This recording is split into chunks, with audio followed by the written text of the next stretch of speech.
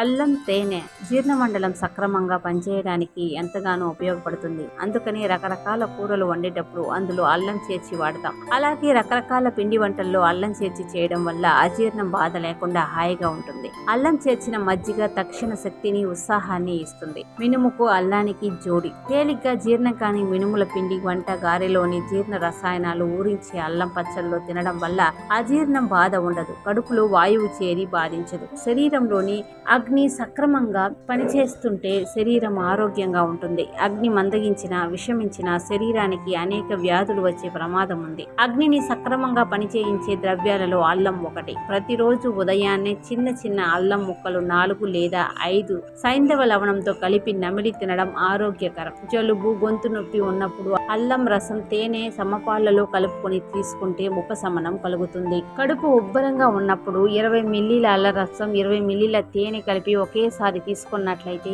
ఉదర రుగ్మతలను దూరం చేసుకోవచ్చు. అల్లం రసం తీసుకోవడం వల్ల మూత్రం సాఫీగా ఉంటుంది.